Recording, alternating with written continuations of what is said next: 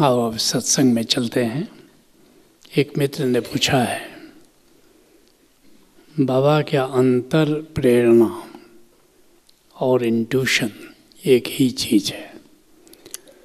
बिल्कुल एक ही चीज़ है। अंग्रेजी में इंट्यूशन कहते हैं, हिंदी में अंतर प्रेरणा कहते हैं। मगर अंतर प्रेरणा को समझना हो तो बाहिर प्रेरणा को भी समझना होगा। अगर इंट्यूशन को समझना हो तो मोटिवेशन को भी समझना होगा। पहले बाहिर प्रेरणा समझ लो, मोटिवेशन समझ लो। जैसा नाम से स्पष्ट है, जब बाहर से कोई सजेशन आता है, कोई विचार आता है, तो उसको मोटिवेशन कहते हैं। जैसे ये कहाँ से आ सकता है? महाजीवन प्रज्ञा जिन लोगों ने किया है उनको स्पिरिट गाइड का पता है। जब हम स्पिरिट वर्ल्ड से, आत्मलोक से जब यहाँ पर आते हैं तो उसी समय से स्पिरिट गाइड की नियुक्ति हो जाती है, जो हमारे एल्डर्स स्पिरिट वर्ल्ड में डिसाइड करते हैं कि जो धरती पर हमारा जीवन होगा तो हमारा स्पिरिट गाइड कौन होगा, जो डिसीजन लेने में, संकट के समय या कभी किसी दो राहे पर हम फंस जाएं तो उस समय उबारने के लिए स्पिरिट गाइड हमारी मदद करता है। जैसे राजधानी एक्सप्रेस चलती है दिल्ली से कलकत्ता, ऐसा नहीं केवल ड्राइवर चलाता है, ऐसा नहीं कि केवल गाइड जो गार्ड है वो उसको मॉनिटर करता है। कम से कम 15,000 लोग इन्वॉल्व होते हैं। ठीक ऐसे ही जब धरती पर एक जीवन है तो कई लोग उसकी मॉनिटरिंग करते हैं, कई लोग करते हैं, लेकिन विशेष रूप से स्पिरिट गाइड वह हमें गाइड करता है। जैसे शादी करना है, किससे करना है, कहाँ करना है। कई बार मैरिजेस, जैसे कहावत भी है कि marriages are decided in the heaven. कई बार ये बिल्कुल ठीक है, क्योंकि जब वहाँ से चलते हो तो एक कॉन्ट्रैक्ट लेकर के आते हो, तुमसे पूछा जाता है, अच्छा चलो कितने दिन रहना है धरती पर, किसके साथ, किसको जीवन संगनी बनाओगे। कभी तुम कह देते हो कि इसको हम जीवन संगनी बनाएंगे, अब ये कॉन्ट्रैक्ट का हिस्सा है, वो अब डिसाइडेड है। लेकिन कई बार कहते हो कि कोई निश्चित नहीं, देखेंगे वहाँ जा कर के, अब वो डिसाइडेड नहीं है। हमारी मुश्किल ये है कि हम एक ही सिद्धांत बना लेते हैं, डिसाइडेड है तो डिसाइडेड है, नहीं डिसाइडेड है तो नहीं डिसाइडेड है। मगर सत्य हमेशा कहीं बीच में होता है। जैसे मृत्यु, लोग हमसे पूछते हैं क्या डिसाइडेड है, कुछ लोग कहते हैं मृत्यु डिसाइडेड नहीं है। सत्य क्या है? दोनों बातें सच है। तुमसे पूछा जाता है कितने दिन रहना है, तुम कहते हो 70 साल। पूछा जाता है कोई खास दिन, तुम कहते हो कि हाँ, या तुम कहते हो कि नहीं 70 साल में कभी भी। अब तुमने अगर ये कॉन्ट्रैक्ट का हिस्सा बनाया, अब वो डिसाइडेड है। अगर तुमने नहीं बनाया तो सेमी एसेंशियल है, ग्रह नक्षत्रों का खेल है फिर। और एक तीसरी भी बात है, नॉन एसेंशियल है। एक बड़े रीजन में बाढ़ आ गया, भूकंप आ गया, अब ये तुम्हारे डिसाइड ना डिसाइड का खेल नहीं हुआ। अब उस जगह पर जैसी घटना घटी उसके अनुसार तो प्रभावित हुए, नॉन एसेंशियल हुआ। तो ऐसा नहीं कह सकते कि डिसाइडेड है कि डिसाइडेड नहीं है। ठीक ऐसे ही ये जो स्पिरिट गाइड है आपको बीच बीच में प्रेरणा देता है। तुमको लगता है क्या करें क्या नहीं करें, वो तुमको प्रेरणा देगा, ऐसा कर लो। कभी कभी तुम समझ पाते हो इस बात को कि कहीं से प्रेरणा आई है, कभी कभी नहीं समझ पाते हो। ऐसे ही तुम अध्यात्म में चल रहे हो, बहुत सारे संत इस बात के लिए उत्सुक हैं कि तुम्हें मदद पहुंचाई जाए, और वे कहीं अटके हुए हो कि साधना में अटके हुए, कहीं भटके हुए हो, तो जिन लोगों से तुम पहले पूर्व जन्मों में संबद्ध रहे हो, अथवा यूँ भी संत की करुणा वो आकर मदद करता है, वो कुछ प्रेरणा देगा, कुछ सजेशन देगा। कभी कभी वो विजन में आएगा।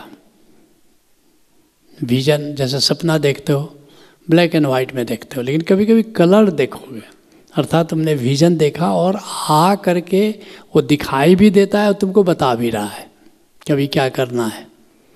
और कभी कभी वो दिखाई नहीं देगा लेकिन उसके विचार तुम तक पहुंच रहे हैं, उसको मोटिवेशन कहते हैं। विजन और मोटिवेशन में इस भेद को समझ लो। जब वो दिखाई दे तो उसको विजन कहते हैं, जब केवल कम्युनिकेट करे तुमको तो उसको मोटिवेशन कहते हैं। ये मोटिवेशन देवता से आ सकता है, संत से आ सकता है, पूर्व जन्मों के में संत से आ सकता है, अथवा स्पिरिट वर्ल्ड जो स्पिरिट रूप में अभी संत है, जैसे गुरु नानक देव जी हैं, बुद्ध हैं, तो उनसे आ सकता है। विजन में भी वो आ सकते हैं, मोटिवेशन भी दे सकते हैं। ये मोटिवेशन स्पिरिट गाइड से भी आ सकता है। ये मोटिवेशन तुम्हारे अपने गुरु से आ सकता है, क्योंकि गुरु का मदर क्राफ्ट, तुम सबका मदर क्राफ्ट तो स्पिरिट वर्ल्ड में मौजूद है। तो जैसे तुमने अपने सदगुरु को याद किया, लेकिन सदगुरु का मदर क्राफ्ट खींच के आता है, तुम्हारे प्रश्न का उत्तर भी दे देता है। कई लोग मेरे पास आते हैं कि मैं तो अटका हुआ था, मैंने पूछा, आप स्वप्न में आ गए और आपने मेरे प्रश्न का उत्तर दे दिया, और बड़ा गजब का सटीक उत्तर था। मैं भी हंसता हूँ। हंसता इसलिए हूँ कि तुम्हारी बात गलत भी नहीं है और तुम्हारी बात पूरी तरह सही भी नहीं है। मैं तो यहाँ सो रहा हूँ, लेकिन कोई तो पहुँचा, कोई तो पहुँच कर उत्तर दिया। वो कौन है? वो हमारा मदर क्राफ्ट है। जब तुम मुझे याद करते हो तो मदर क्राफ्ट वहाँ खिंच जाता है। तो ये जो देवता इष्ट से, देवता से, स्पिरिट गाइड से, संत से, सदगुरु से जो तुम तक विचार पहुँचते हैं, इसका नाम है मोटिवेशन, इसका नाम है बहिर्प्रेरणा। और दूसरी तरफ अंतः प्रेरणा, इंट्यूशन, वो बहिर्प्रेरणा नहीं है, वो मोटिवेशन नहीं है। जैसे तुम कोई सोच रहे हो क्या करें, और एकाएक तुमको भीतर से आएगा कि ऐसा कर लो, और तुम बिल्कुल पूरे आत्मविश्वास के साथ वो तुम करते हो। वो कब होता है? जब तुम चेतना के तल पर पहुंचते हो। मन के तल पर इंट्यूशन नहीं आता, मन के तल पर अंतर प्रेरणा नहीं होती। क्या अंतर है मन और चेतना में? क्या अंतर है? अशुद्ध मन, अशुद्ध चेतना मन है और शुद्ध मन चेतना है।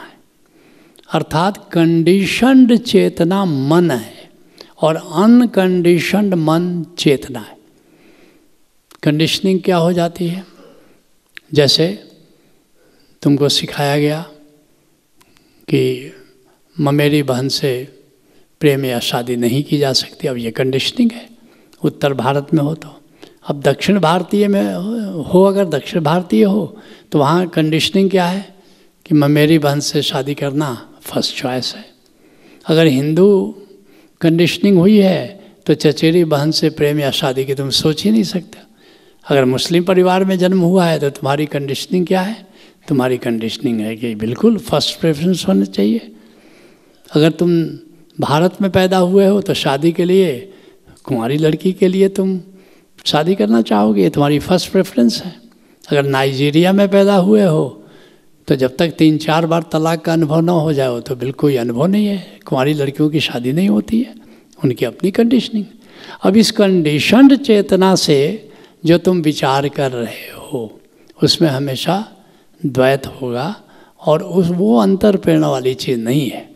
लेकिन मन शुद्ध हो गया। शुद्ध का मतलब हुआ कि अब कोई कंडीशनिंग नहीं रही।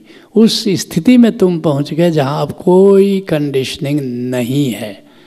तुम कंडीशनिंग से जब मुक्त हो गए हो, अर्थात तुम्हारा मन बिल्कुल शुद्ध हो गया। क्या तरीका है? जब अपने गुरु की याद में तुम जीते हो, उस समय तुम्हारा मन शुद्ध होना शुरू हो जाता है।